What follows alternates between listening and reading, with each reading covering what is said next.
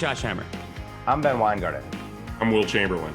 And I'm Inez Stepman in for Rachel Boulevard because Rachel has had her baby. So I'm sure everybody will want to chime in with their congratulations. Well, congratulations to our dear friend and co-host Rachel Boulevard on the birth of her first child. She will be sorely missed, and we are going to try our best to fill in her absence while, of course, she is home with the newborn.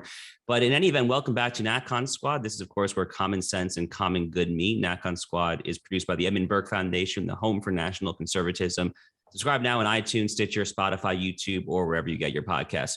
So welcome back, everyone. We're going to be without our dear friend and co-host Rachel for a little while, as previously mentioned, but hope you stay with us. And today we're going to kick off the intermittent Rachel interregnum, if you will, I guess, with a diverse array of topics. So we're going to get started with Ben talking about how the January 6th committee has just become a deathly serious sham, with Peter Navarro getting into handcuffs and leg irons, just crazy stuff over there.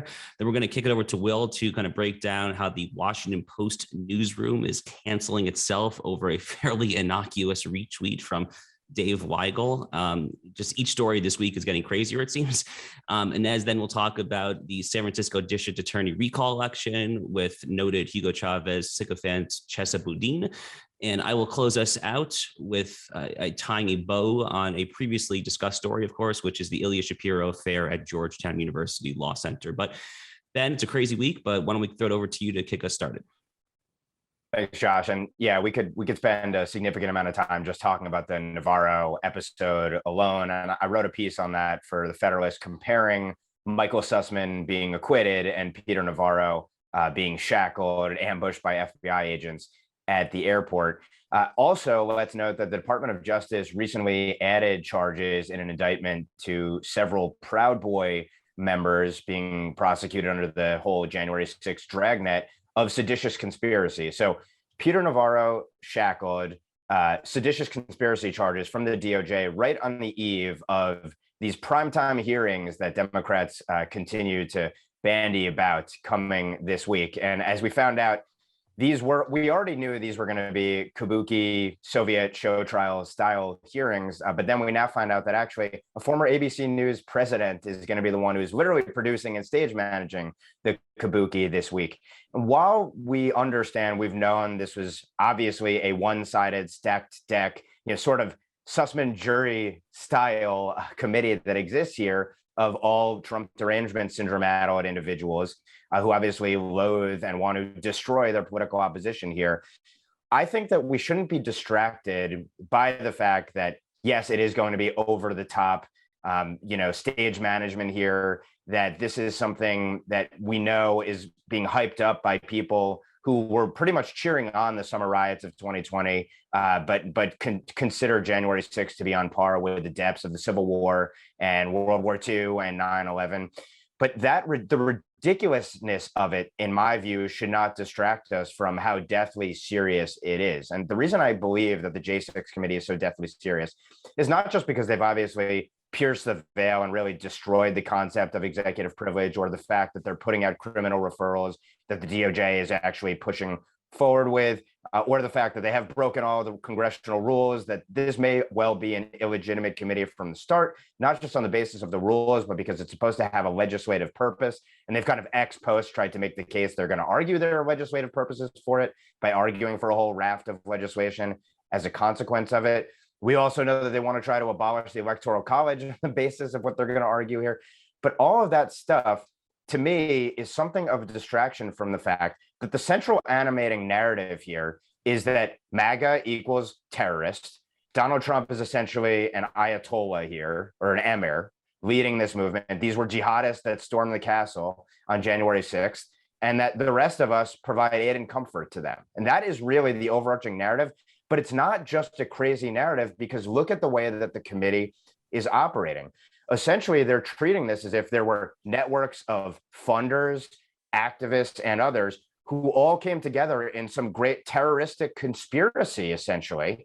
And the reason that I don't think that that is overstating the case is that if you look at the administration's national strategy for countering domestic terrorism, which I always go back to, it uses January 6th as the catalyzing event to justify this war on counterterror, and of course casts opposition as terroristic in this country. So there is a ridiculous narrative that is at the core of this committee, but the way that it has pursued everyone and their mother, including Trump and everyone in Trump's orbit, to make the case that essentially the conservative movement is terroristic, and then actually use the full powers of the government in tandem, it would seem, with DOJ here, is dark, chilling, disturbing, and I think perfectly captures the most nakedly partisan enforcement arm here in the Congress of the broader war on wrong thing that's being executed. So this is a sham, but it's a deathly serious sham, is sort of my argument. And even if Americans tune out from it, which I think they will, I don't think they're going to convince anyone here of anything, it's still very significant, because this on display, this will perfectly capture not only the contempt that our ruling class has for us, but how dangerous they plan to be with that contempt. So take the committee both literally and seriously, would be my argument. I'm curious what your all take is on the eve of these hearings starting this Thursday. Go ahead, Inez. I'll jump in because this is least my expertise. So I'll do the 10,000 foot level problem with this. I mean, we now live in an incredibly low trust society, right? That's why we can't come to any kind of compromise, for example, over something like red flag laws, where I think I'm opposed to them for this reason exactly, right? But I think that a lot of conservatives would be more open to things like that if they didn't have the direct experience of the last 4 years, where we've had parents. First of all, we've had essentially intelligence surveillance that is intended to be used against the enemies of the United States abroad, turned inward on Americans, on domestic enemies. We're seeing the redefinition of domestic terrorism to include parents going to school board meetings. And now we're seeing that, in fact, we are, for all intents and purposes, arresting political opposition, right? So the corruption of the justice system cannot be overstated in terms of the downward slope that's really going to have in an already low trust society. I mean, it seems like we have to learn the lessons from old American Westerns, right? If there's no rule of law, there's rule of the gun. And there's going to be a massive consequence to the justice system being politicized. And if people no longer trust that these kinds of arrests and prosecutions are being done without regard to political persuasion or domestic political opinion, that's not just a red line in terms of red versus blue, or with all of our disagreements in terms of politics. That's literally the line between the rule of law and living in a republic with the rule of law and living in one that doesn't have it. And so I agree with you, Ben. There's no way to overstate how bad this will be for an already low trust society. And basically, people aren't going to trust the justice system. And when the people can't trust the justice system, the rule of law dies. Yeah, I think, there's this interesting, two basic facets of this. One is the idea that the Democrats are trying to use this to distract from their domestic political failings, right? There was an article in the New York Times. It's like, we're trying to recast things in advance of the 2022 election. Yes, obviously you can't talk about massive inflation, and you certainly can't talk about a baby formula shortage created by your own FDA. Which, as someone who has a newborn, this is actually quite familiar to me. It is really quite annoying to literally not be able to get the formula you've been using, and we've now switched at least 3 times, I think, between different formulas in order to kind of just try and get something in for our baby. And, we supposedly live in a first world country. And yet they think that the American public will care about an 18-month-old riot. They won't. This isn't the impeachment hearings where there was some direct consequence. It was extremely consequential what happened, and so a lot of people were tuning in. No, this is just they're literally trying to make a movie out of something that happened 18 months ago that's over and done with. Trump is not president. You guys are. And so, ultimately the way to understand this is sort of a way to kind of just distract and deflect responsibility from the fact that you guys have been running the government for 18 months and things have gone completely haywire. That said, the way they are using their authority, as Ben has described, is chilling. There was no need to use these shackles on Peter Navarro, but it's not the first time. It seems like any sort of Trumpian Republican operative who gets caught up in one of these things gets the full weight of the FBI thrown down on them. Remember Roger Stone getting just a SWAT raid for a false statement to Congress charge. They do this. They just don't care, right? They sort of don't. They don't care about the idea that, well, if we're in power, we might do it to them, because I think in the end of the day, Republicans probably won't do it to them. And maybe that's something that needs to change. right? Maybe when we start running investigations into the classified leak, Adam Schiff should be paraded in leg irons through Congress. Like, I don't know what will get them to realize that they actually need to treat Republicans with respect, other than them having their own tactics turned back on them. So, I'm for about some amount of limited retribution on prominent Democrats being humiliated using the FBI. And if the FBI agents won't do it, fire them, find the ones who will. Like, there just needs to be there needs to be a rebalancing here where the sort of aggressive authoritarian tactics are at least mirrored on some members of the left so that everybody can remember exactly why we don't do this stuff. So I totally agree with Will's proposal of prudential tit for tat. I mean, prudential punishing enemies and rewarding friends within the confines of the rule of law. I think our governor here in Florida is doing a fantastic job of kind of setting the table for what that kind of looks like in practice. But I think one important point here to remember, I think Trump world is definitely kind of epicenter for the left's war and their kind of two-tier system of justice in general. And really, obviously, the entire point of this J6 boondoggle is ultimately to try to set Trump up for not being able to run for president again in the first place. That's really, I think, what's actually going on here. But it's not just Trump world. I mean, we've discussed this in the podcast previously, but think about what happened to James O'Keefe, obviously, last fall. I mean, when the feds came in at 6 a.m. or whatever it was, with a 5 a.m. with a battering ram on his front door, he was in handcuffs on the floor of his house in Westchester County, New York. I mean, just insane, just truly insane stuff here. But the broader point here that Inez made, I think, is the kind of biggest takeaway here.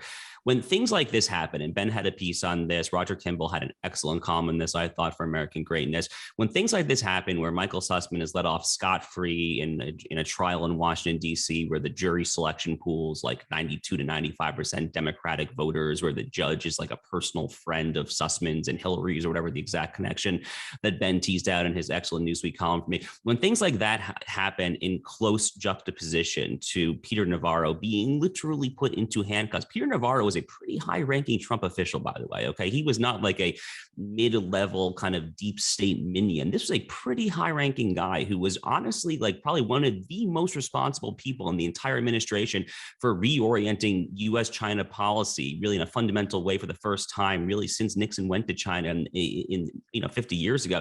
So this is a big deal, and this broader decline of trust in institutions, I don't see an easy solution to this. I mean, there's no obvious way of kind of fixing that rudder, unfortunately, but it's a recurring theme of this podcast. And, I guess that we can only kind of discuss the problem in hopes that our side will kind of ultimately wake up to the stakes. And I think obviously the one possible short-term remedy is kind of this tit for tat politics that Will is discussing here, but we're running out of time here. So let's move on. Will, we're going to throw it back to you to talk about what's going on over at the Washington Post and this self-cancellation. Cool. If you've been following Twitter or the news lately, there's been two major events at the Washington Post. The first is the suspension of Washington Post reporter David Weigel for a very, very innocuous retweet. Now, he didn't even tweet this. He literally just clicked the retweet button of somebody making a joke. Every woman is bi. You just have to figure out whether it's bipolar or bisexual, something along those lines, which is, in my view, chuckle worthy, just, totally Twitter banter, like not even anything to remark on. And yet this Washington Post reporter, Felicia Somnez, who, Weigel had routinely defended in the past, who's had her own issues with the Post, suing them for, workplace retribution over a lawsuit she filed, any number of things.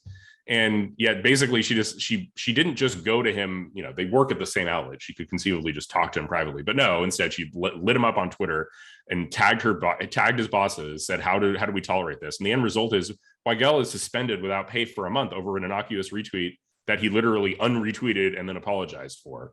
And then, this is happening at the same time that Taylor Lorenz, the wonderful journalist Taylor Lorenz, had a massive ethical problem with her story, to the point that she wrote a story on YouTubers who were covering the Johnny Depp trial and lied about contacting them before she published a story, basic journalistic ethics, and also got numerous facts wrong about like how much money that she claimed they were making, like 80 grand a month off of YouTube, which they weren't. It was just a social blade number. She didn't even bother to ask them. It was a total disaster. And middle-aged journalist Taylor Lorenz, elderly journalist Taylor Lorenz. It's a classic example of what does the Washington Post care about, right? If you're running, I was running human events for a while, no longer, but when I was there, I wouldn't have cared at all about a random retweet. I certainly would have cared about one of my authors lying and getting facts wrong in a story that would be infuriating, because I figure that's our reputation. Our reputation is we get things right. But apparently in the Washington Post world, it is far more important to punish Dave Weigel for literally a single click, not even something he typed or wrote, a single click, than it is to publish Taylor Lorenz for outright lying and ethics of the story. And so it's just, I mean, the whole story about Dave Weigel, like, I don't really feel that sorry for the guy. He's another one of he's like Will Wilkinson, one of these people who was an ardent promoter of cancel culture until it caught up to him. And so, like, we shouldn't, I don't really feel sorry for the guy. You know, like, it's ultimately, there's a million expressions to justify it, and I can't think of any of it. But that said, like, it's more of an indication of how far the Washington Post has fallen and how unserious of an organization it is. And I don't know, I think there's just got to be an opportunity somehow for the right to actually come up with a serious news organization response. If the Washington Post is like self-immolating in this petty gossip drama while allowing massive ethical violations to go unanswered and on, without any, career consequences for Lorenz, there's got to be some opportunity for us. Anyway, that's I'll kick it around to you guys. Well, I mean, on a selfish note, a very self-promotion note, this is partially the void that we're trying to fill in Newsweek Opinion, right? It's like a mainstream media brand that is not crazy obsessed with cancel culture and the woke mob, committed to airing like a legitimate diversity of viewpoints, whose quote unquote conservative columnists are not Jen Rubin style, actually anti-conservative in practice. But the interesting thing for the Washington Post in particular is I've been very intrigued by Jeff Bezos's recent Twitter activity. I don't know exactly what's going on there, but he seems to be trying to position himself to maybe kind of curry favor with a Republican Congress. I mean, the best I can tell, I mean, maybe he kind of sees he must see, obviously, right in front of him, the extent to which Republicans and conservatives hate this Democracy Dies in Darkness publication that he has purchased. So his tweet's been very interesting. I'm not entirely sure how to reconcile that with what we're discussing here, this intensive woke culture that is generating the headlines there. Taylor Lorenz, I don't remember how long she's been at the Washington Post, but she's just a walking disaster. I mean, like, literally every month it seems like it is just one like garbage story after another there. So I think if Jeff Bezos is even like remotely serious about trying to reposition his shiny new acquisition as something that is not like unilaterally and completely in the tank for left-wing wokeism, I have to think that firing Taylor Lorenz would be a very fine place to start. I'm not going to say I'm particularly optimistic about that there. But one other thing that I have to say, I saw this just hilarious tweet this morning about what's going on there. So the tweet reads, this is like a very clever anon who's tweeting this. So he tweets, quote, Dave Weigel tweeted a joke about how women are crazy, and boy, did those gals prove him wrong. And I just wanted to share that because it's a little anti-PC, and perhaps the cancel culture folks will come out for me for even reading that tweet in this podcast. But hopefully, Inez, you don't take offense to it, because I thought it was a pretty funny tweet. Yeah, I thought this whole episode was extremely funny. I mean, some of the weighty things that we're always talking about here, like, those are depressing. This is very entertaining for me. It's kind of like what Kissinger said about Iran and Iraq. I'm just sorry that there can be only one loser, right? In these wars. I do think there are some relatively serious points to be pulled out of this. One is the obvious, we've seen this play out in newsrooms over and over again. It's the same sort of dynamic that's playing out in big tech companies, same dynamic that's playing out in, Fortune 500 companies and virtually every organization. And that is that every year we have a new rank of cultural revolutionaries who are graduating into these organizations from the bottom. And so you have even people who are on the left, but who are, let's say, elder millennial into Gen X, let alone boomers. They're finding they cannot deal with the sort of organizational push coming up from their younger employees, who are much more woke, much more left-wing, and much more intolerant of, say, a stray retweet, right? So this is kind of the story of a lot of different organizations, and I know that you all know that, but that's what makes it somewhat important. Two other things. One, there's an element of toxic femininity here, which we don't discuss, which is to say that there are positive and negative feminine traits just as much as there are positive and negative masculine traits. Masculinity can be positive in protecting the weak, for example, through strength. It can also have that strength and physical sort of aggression channeled in inappropriate ways. I think this is an example of sort of the female impulse to sensitivity being channeled in a totally inappropriate way. But unlike, say, in the case of a guy, sort of getting into fights, which we all agree is sort of a bad thing, right? Culture tells men, oh, you shouldn't be channeling your aggression this way. Our culture tells women, no, you're absolutely righteous. You should continue to be oversensitive. All of your feelings are valid, so on. So I think that really is creating a psychological sort of incentive to do things like this. And then finally, just really briefly, the other story of this is that competency fails in an ideological environment, right? And that's the story of seemingly everything in this country right now. But at the end of the day, if you select for ideology and you focus on sort of ideological policing, there is an opportunity cost, and the opportunity cost is competency, right? So if you have ideological commitments to keep Taylor Lorenz, you're going to eventually have the kind of competency problems where she lies to you and doesn't actually ask sources for quotes when she tells you that she has, right? Those are basic competency issues. And maybe in journalism, because nobody, sort of center to right takes WaPo seriously anymore, that's less of a problem. But when it comes to, for example, government agencies, if you're selecting for ideology, you're not selecting for competence. And that ultimately, it's a slow process, but ultimately it does show up. And I think we're starting to see the wages of selecting only for ideology in the wages of incompetency in basically every institution now. Well, and to that point, as for Josh's comment about Lorenz, maybe being fired at some point, I think I would bet on the opposite happening. I would bet that she will continue to fail upward and be promoted. And I think that's a reflection of kind of Will's framing of, here you have a trivial joke on Twitter, which may ruin a person's career, but then you have journalistic ethics breaches that are sacrosanct ethical issues here, and the most basic and fundamental ones can be broken without consequence. So like the really not important dumb things are deathly serious here, but then when it comes to the actually important things, they don't even matter, and in fact the person's career may advance. So I think that is a reflection of the unseriousness of our ruling class, the fundamental unseriousness, or at least that it is serious about the least serious things. But then when it comes to what actually matters, they don't care at all. And you see this, of course, reflected in pretty much every institution in terms of the failing upward on the merit. But that comes down to the question of, what are you judging on? Are you judging on adherence to the cause and devotion to the cause? Or are you judging on actually doing a good job as we would traditionally define it? And let's also note, when it comes to the Washington Post, on a much more significant and consequential matter when it comes to ethics, it's something we've documented at Real Clear Investigations ad nauseum. The Post won Pulitzers for Russiagate reporting, much of which has been debunked, and they've never said sorry. There's no real contrition for it. Yeah, a couple editors' notes and pulling down of a couple columns, but you're talking about one of the greatest frauds in history that they were central actors in. And despite the fact that, for whatever our misgivings on Durham, like, we do know how much the media colluded in these processes, that's the ultimate journalistic breach, and undermining our democracy, our republic, really, and clouding it in their darkness. So there are even far graver journalistic ethics breaches here that no price is paid for, and the media continues to go on. So I think, the Washington Post has more to answer for than just Taylor Lorenz.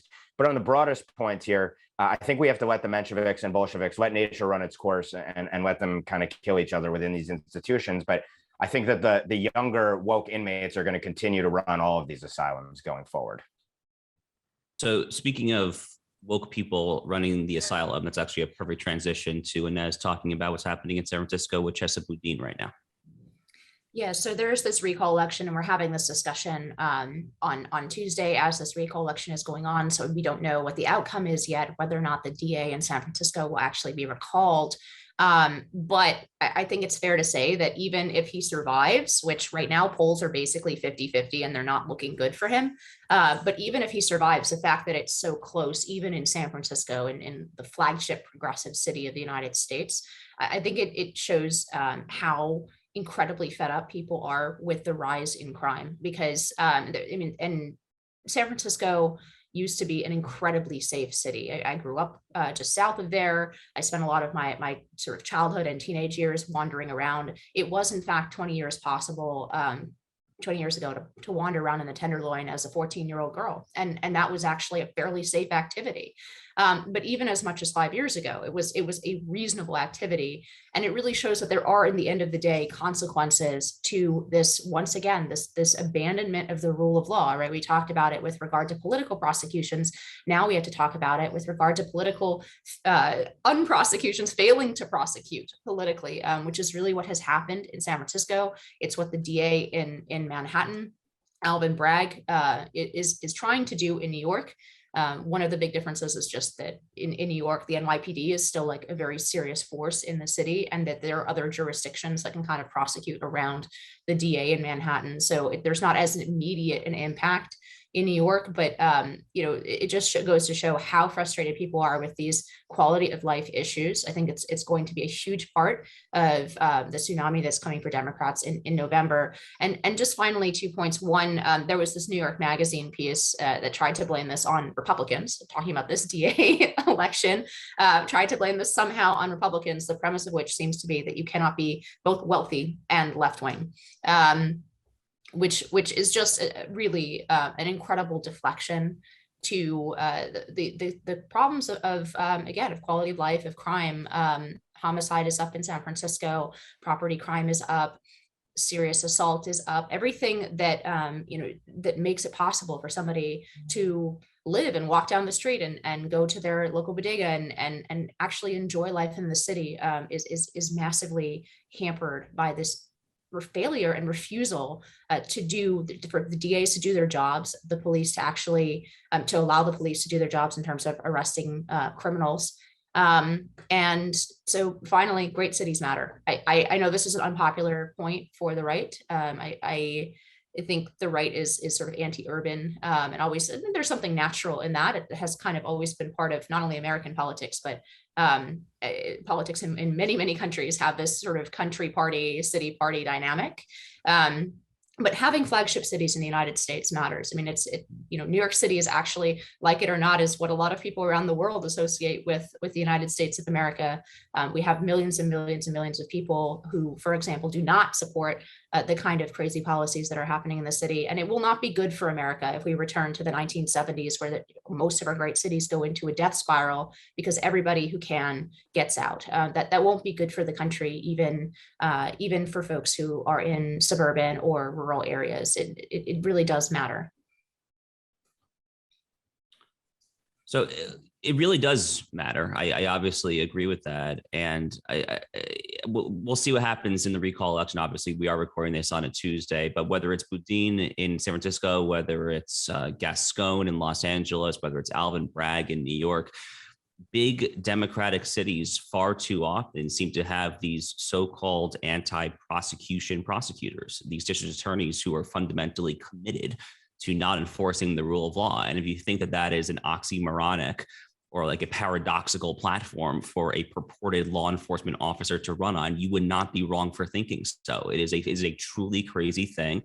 Andy McCarthy, who's on Fox all the time, he's normally a National Review, but he had this great essay for Commentary Magazine a couple of years ago. I think it was entitled the Progressive Prosecutor Project, where he kind of did a deep dive, kind of showing kind of the way that this has really run through the ranks. And George Soros is definitely one of the major funders behind this kind of national wave to elect DAs who fundamentally are not committed to enforcing the rule of law.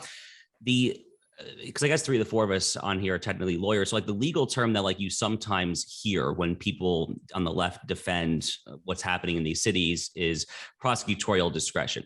Now, prosecutorial discretion is kind of an old concept. It's not a particularly difficult concept to grasp. Prosecutors' offices obviously have limited resources. You can't necessarily choose to prosecute or kind of bring to fruition every single crime that's committed. The problem is that is totally different than basically categorically ignoring a literal category of crimes and just choosing not to enforce it. When it's done on like an ad hoc case-by-case basis, this actually was very interesting. A lot of this was kind of discussed in the context of the DAPA amnesty during the Obama administration, which was the 2014 successor to DACA. My good friend Josh Blackman, law professor in Houston, Texas, kind of did a lot of the constitutional law analysis here. Anyway, the point is, when you are a DA, you cannot just say, oh, here's a class of crimes that I'm just going to ignore. So for example, in New York City around the time of the beginning of COVID, whoever the predecessor to Alvin Bragg was, the DA back then, basically said that he was not going to enforce petty larceny unless it was like $150 or more. So what that means in practice is like a CVS or a Walgreens, for example, if you go in there, you can basically just steal $149 in merchandise and you're not going to be prosecuted. I mean, what kind of climate is that going to set up there? But, the final point that I'll make here is, I think Inez's point is also well taken, that it is irresponsible for conservatives and people on the right in general to kind of just give up on the idea of cities. This is a kind of a point that I've heard a lot of people make for years, and I think it's right. It's a difficult thing, but especially as we kind of look towards this November's polling, and we see in a lot of cities that the Latino populations are kind of increasingly kind of trending towards the right side of the aisle. It is not inconceivable that some sort of kind of urban-centric conservatism can form. It's not to say, obviously, that we will ever be a majority party in a lot of big cities here. But, look, again, I live in Miami, Florida. Our mayor here, Francis Suarez, is a Republican. He's a very moderate Republican, but he's a Republican nonetheless. So, homeless here, crime, it's just not the issue that, frankly, that it is in cities like San Francisco and Los Angeles. So there is another way to do this. Yeah. And I mean, I think you're finding out that even California progressives can get reactionary sometimes, right? Like this is not, there's a big backlash against Boudin, and these are people who all voted for Democrat politicians and at the state level, at the federal level, but they're about to throw out a woke prosecutor. My dad always joked that there's nobody more reactionary than a progressive whose housing values are threatened, and that's kind of what's going on here, right? Like the like there's crime on my block, better get rid of this guy. It's really incredible that this guy actually managed to win office in the first place. It shows the pernicious effect of George Soros's open society on our politics more generally, drowning these small DA races in huge amounts of money and electing people who are explicitly out there to not enforce the law. It's a terrible thing. He's a pernicious influence on our political life as a country. And it's ruining our cities. And as Inez says, like, I feel terrible. I mean, I lived in downtown Los Angeles, lived in Washington, D.C., and, there's a big difference between a place where you feel safe to walk down the street and what it means for your general quality of life, and a place where it's just not safe to walk down the street. And that's not only within, as a cities as a general matter, but within specific neighborhoods in those cities. DC for a long time was actually doing very good at sort of expanding the circle of safety in these cities. It became more and more walkable, but after COVID, that's basically gone, and the city does not feel nearly as safe as it did. And then San Francisco and Los Angeles are throwing away what were actually fairly safe cities. And Los Angeles has had a problem with Skid Row for years. San Francisco has just, decided to be completely lunatic and stop enforcing their laws. And it would generally be a good thing for the country to see, people enforcing laws again. But I'm also, there's a part of me that's like, people are getting what they voted for. Like, this is like good and hard. And I'll feel I'll have a lot more sympathy for San Francisco and Los Angeles if they actually get rid of these progressive prosecutors. If they don't, it's like, this is literally the people of the city telling normal, hardworking people who like law enforcement to move. That's what it is. Like, if you're a normal person who wants security in your safety and property, and San Francisco decides that they continue to want Chesa Boudin as the district attorney, you should leave, really. Yeah, I think the heartening thing here is that for normal people, rather than the ruling class that never really has to live with the consequences of its decisions, there is something of self-correcting mechanism here. People are not ultimately going to support policies that lead to them getting jumped or shot at on their streets, or subjecting their kids to essentially anarchy and chaos on the streets. So that's a positive thing. And to the extent there are numerous recalls, that would be a boon for the country. I think it's also, this is just on a personal anecdote level. We fled New York City for a number of reasons a year and a half or so ago. And even in New Jersey suburbs, 40 minutes outside the city, but close to other urban areas, there are spillover effects to these policies, even in those suburbs. So literally, and I know that this is pretty much a national phenomenon, there have been carjackings at an increasing rate, and oftentimes in brazen ways. In my neighborhood, there's a police sign out which says, lock your car doors, do not leave your keys in your cars. And this is like a no crime suburb, not right outside New York or right outside an urban area, but pretty close to them. So there's spillover effects here, which means that there are knock-on effects to these policies. And in New Jersey, and I bet it's the same in a lot of other states, there is a policy that's been implemented that says that cops really have a very high bar to justify chasing suspected criminal vehicles from one town to another because of the public safety risks. But of course, that protects the criminals when they are jacking cars and the like. And this raft of insane policies does exist, I think, across the country. The fact that there's a huge backlash is a great thing. But ultimately, I think there is a real question of what will happen to these cities. Or is the chasm between the haves and the have-nots in cities going to increasingly grow, where you're going to have, on Park Avenue, basically every luxury high rise with armed guards outside of it and people traveling in armored vehicles? Like, is that the dystopic world that we're going to end up in? And then also, what is going to be the consequence to the flood, the rush of people from blue states and particularly bright blue cities to red ones? Is that going to ultimately corrupt those states? Or are the people going to bring their bad policies with them? All things that'll be interesting, trends that'll be interesting to play out. But it's a remarkably propitious time, I think, for anyone who has a common sense agenda about peace and prosperity on the streets for people. Okay, so let's transition. I think all four of our segments today are effectively under the broader auspices of kind of the woke leftists just overstepping and overreaching here. So we're going to conclude on that as well. So we want to kind of come back to a story that we discussed on this podcast previously, which is the trials and tribulations of a good personal friend of mine, Ilya Shapiro, over at Georgetown University Law Center. So to kind of remind the listeners and viewers who may have forgotten about this, so Ilya was hired away from Cato Institute, where he served for a long time, probably 15 years or so. He was going to start as the executive director at Georgetown University Law Center's Center for the Constitution, where he was going to work closely with Professor Randy Barnett, who was kind of a leading libertarian legal theorist. He was due to start there on February 1st, but a few days beforehand, around the time that President Biden was about to ultimately announce the nomination of Ketanji Brown Jackson, around the time that he doubled down on his commitment to nominating specifically a Black woman for the next Supreme Court justice, which, by the way, is roughly 2% of the national legal pool, Ilya tweeted that he was not happy about this, that he opposed basically the idea that the president was announcing that he was limiting his Supreme Court nominee search to this. And he suggested that the better nominee would be Sri Srinivasan, who's kind of a highly touted progressive jurist on the DC circuit.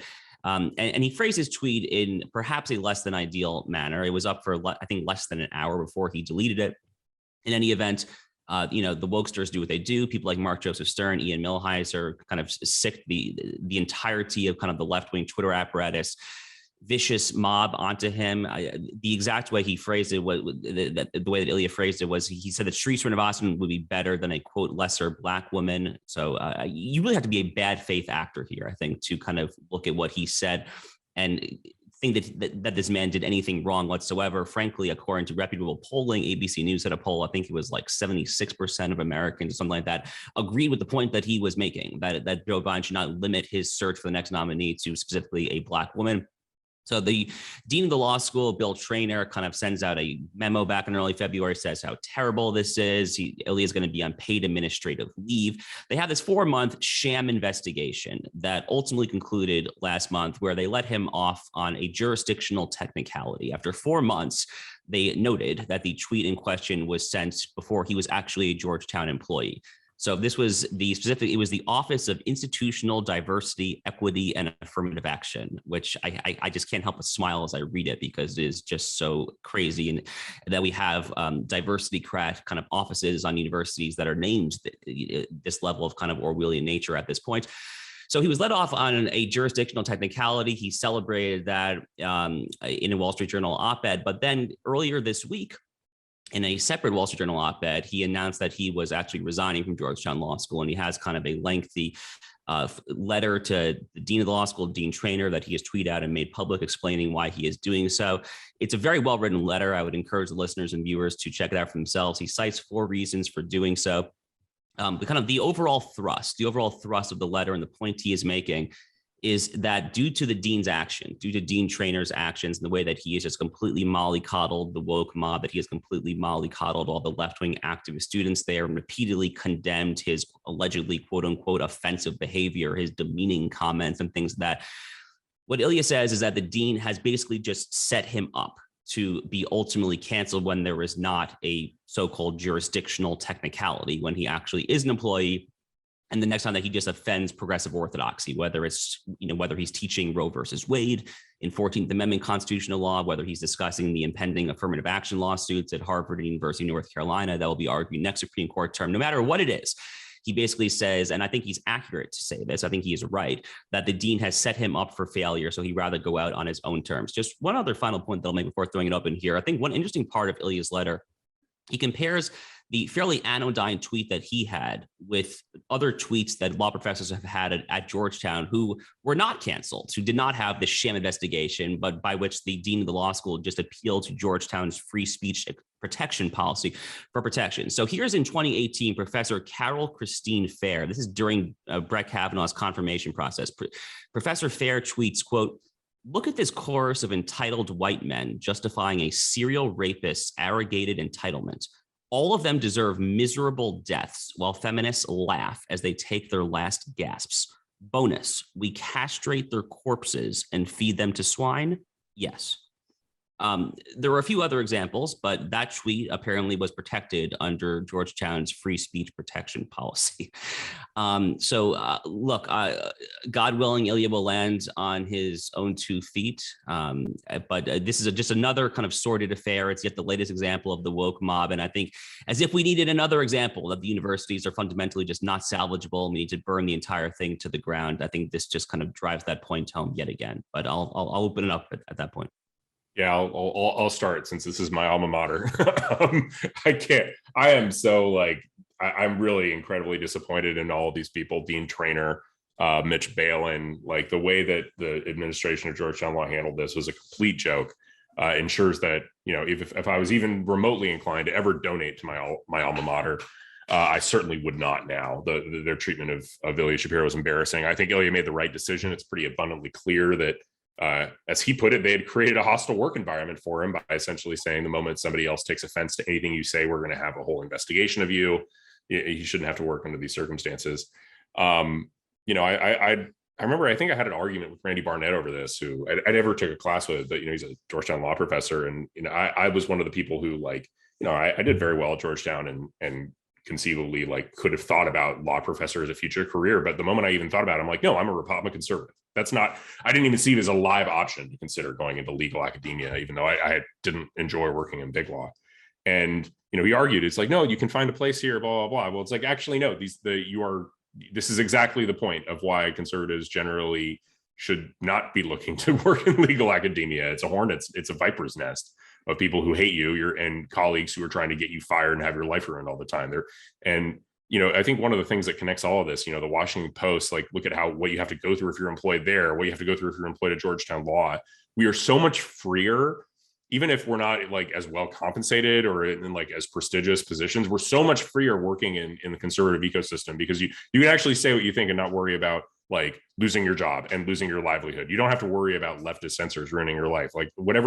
For all of the people who work at places like Claremont or IWF, there's no progressive who's going to come in and be like, I'm offended by what she said or he said and get you fired. And I think we all need to be finding ways to work and build our own institutions in that regard, so that we could more and more people can have a livelihood that is free from these absolutely tyrannical woke censors. Yeah, I think that's really your last point. And it was alluding to something that Josh said as well. There is no beachhead to be had in higher ed, right? So, we're all talking all the time about, at what point can we reform certain institutions? Do we need to completely raise them to the ground and build new ones? I think those are largely prudential questions, and they'll be different whether you're talking about, woke capital or the universities. But in my opinion, the universities are completely unsalvageable. We should be using every single lever, and there are many actually. It's purely a matter of Republican cowardice. There are many levers, unlike in some ways in the K-12 space, there are so many levers, policy levers to push to make the universities feel the pain. And we should be doing that on the state level and on the federal level. Universities are 99.9% of universities are basically wholly dependent on student loan money from the feds. We should be attaching riders to that money. We should be drawing that money down. They have not demonstrated even the most basic promises to the American people that would make them, just candidates for this massive largesse that we are constantly giving them as taxpayers, well beyond any other sort of route to success. And finally, don't forget that these students that are, the dean here is bending to, Ilya absolutely made the right call. These students the dean is bending to are going to be staffing the FBI, the DOJ, every major law firm, right? Don't forget about that dynamic. These are the future Felicia and Taylor Lorenz's, right, in the law. And that is a massive problem, perhaps a bigger problem than it is even in journalism and media, because the law is such a highly credentialed profession. It's much, much harder to build new pipelines that are like elite credentialed enough into the law, but that's something that needs to happen. And finally, I would just say that one of the upsides within the law, or one of the positive things, is that we do have a federal judiciary that is much more balanced, largely because of the Trump administration, right? Those Republican appointed judges, if they have, and this is not a political thing, if they have any commitment to the First Amendment, to the rule of law, they need to start looking at some of these things when they are hiring for clerkships. We need like a large part of the elite prestige of places like Georgetown is the fact that they can point to all of the Supreme Court clerks, for example, that have come out of Georgetown, Yale, Harvard, right? That is one elite lever that actually there are plenty of sane people who are still in control of. And once again, we need to push those levers to the extent that they're available to us, because every solution from here on out gets worse and more radical. I'll be really brief. First of all, I have immense respect for Ilya for being reinstated and then ultimately leaving. That takes a lot of character and frankly, balls, knowing the obligations that he has with a family and a career and more at stake here. So I respect him for that on a personal level. And then to the broader point, there's a question of, again, what do you do when every institution is corrupted and the woke inmates are running every one of these asylums? And there is, I think, an open question that ought to be answered of, do we try to use the levers of power that we have to influence all of these purportedly prestigious and elite institutions, clearly the major credentialist institutions? Do we try to infiltrate them and ultimately take them over? Or do we have to build a parallel world and try to destroy them through competition ultimately and replace them with a better elite? Open question, something that we have to answer, because their march through the institutions has won over the last century, but the sun rises. You have to figure out what you do the day after. And that's where we are right now. All right, so let's transition to parting shots here. Anyone want to get us started? I know we discussed this recently on this show, but the Title IX regulations that are going to drop, it seems increasingly likely those are going to come out in the next couple of weeks, probably on the anniversary of Title IX on the 23rd. So just to remind everybody, that is literally the redefinition of sex in civil rights law, including gender identity into the word sex in anti-discrimination statutes, right? It also has massive consequences for both due process and free speech. Those are things that the Trump administration actually promulgated regulations to protect. And those regulations are very much just in line with what the Supreme Court has said about what is and isn't protected speech, and also what due process rights anyone accused has in the American justice system. So these are regs that literally are probably the largest and most sweeping changes to our law that has ever been made by unelected bureaucrats. I mean, that's arguable. Maybe there's a few other candidates, but I think that this is probably the biggest change made by unelected bureaucrats. And it's going to have massive implications for every educational institution in the country that takes a dime of federal money, which is virtually all of K-12, virtually all of higher ed. So these are massive regulatory changes, and they're coming. So I guess I think the worst part about that, just to pick up on that, is not necessarily that they're doing it by executive fiat, which is obviously very bad. And I think you're probably right. I mean, this is one of the most, civilization changing things that's ever been done by executive fiat. I think the DACA and DAPA amnesties from Obama are probably pretty far up the list as well. I mean, kind of changing the citizen pool, obviously, by executive action is pretty tyrannical, if nothing else. But I think one of the worst parts about what's happening here is the threat of pulling funding, right? And it kind of just, I think, gives the lie to the idea, to the extent that people on our side of the aisle, our side of the fight, have not woken up to it already, that the left is the modern left is the furthest thing from values neutral at this point. They are the furthest thing from morally agnostic or morally relativistic. I think going back to kind of like the old school, like Jerry Falwell, Pat Robertson, moral majority days of the 70s and 80s, it was probably pretty typical, I think, for conservative culture warriors to accuse the left of being moral relativists, right?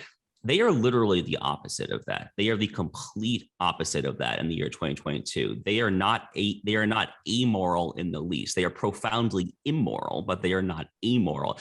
And the fact that they are kind of tying taxpayer dollars for, poor kids on school lunches in inner cities to accepting a radical definition of gender ideology that would permit biological men to go into women's bathrooms.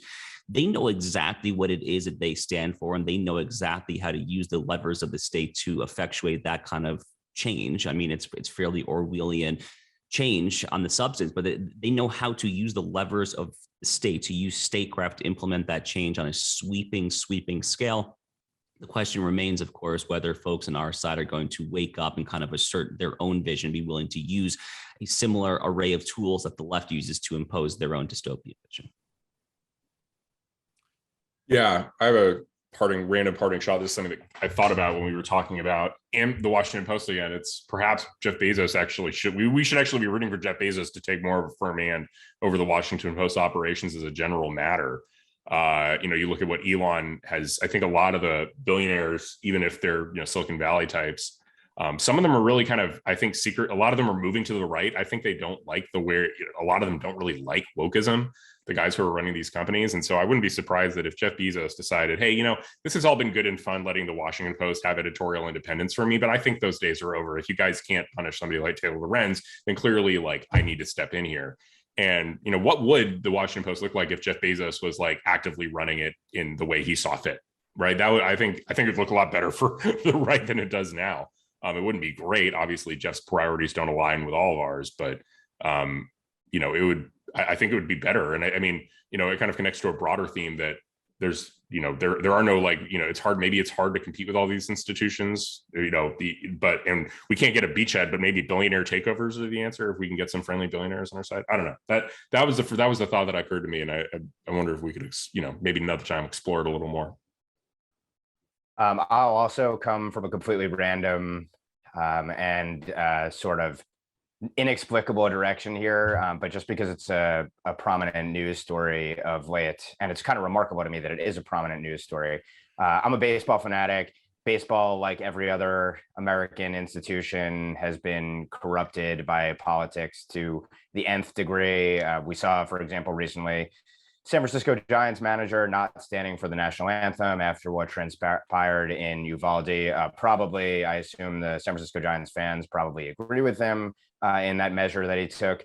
But several players on the Tampa Bay Rays came under fire for essentially rejecting the regime of gay pride that has been imposed on Major League Baseball teams, or the Major League Baseball teams have accepted across the country this month. And I think first of all, it's a remarkable commentary that a small majority of the country can basically get, an entire institution. And obviously we saw pretty much every single major company, change their logos to the pride logos, except when it comes to their social media accounts in places like the Middle East or China, of course, which proves the disingenuousness of the effort. But it's a remarkable commentary in America that, first of all, now something like Major League Baseball could completely subject itself to a pride regime this month. And then second of all, that it would constitute a courageous act for some individuals to say, I don't want to, essentially assent to this regime. But 5 players in the Tampa Bay Rays have come under fire for essentially rejecting and wearing the hat with the pride logo. It's going to be interesting to see who, if anyone, speaks up on their behalf. Again, I think it's more a commentary. Of course, they have their deeply held religious beliefs, moral beliefs, and those should, of course, be respected in our society. I don't really see many people coming out and standing for them, but it's a remarkable commentary that in this day and age versus where we've been forever in human history, that this constitutes a courageous act and an act that is a provocative and controversial act, that people were even forced into a position of having to be put to a moral test like this wearing a baseball uniform. What a commentary on where the country is and how powerful the regime is, but also how immoral. And to Josh's point, these are the sort of the ultimate anti-Puritans. They're puritanical to the nth degree in their beliefs, but in a completely perverted fashion. And so, kudos to anyone who stands up against that regime for any reason. Yeah, it's neo-Puritanism, right? I mean, the way I had a conversation over the weekend with a friend, and the way that I think of it, and I guess we'll wrap up on this note, there is a moral panic going on in America right now, right? I mean, and it's difficult to not tie this obviously to decreasing church attendance rates and kind of just greater kind of secularism and godlessness in general. But there is a moral panic going on right now. And I think kind of just the woke progressive urge, performative displays of virtue signaling, like putting the rainbow flag patch on a Major League Baseball uniform, I think kind of fulfills that void. And that's what that moral panic is coming from. But we are out of time for this week. So on behalf of Inez, Will, and Ben, I'm Josh Hammer. We will see you next time.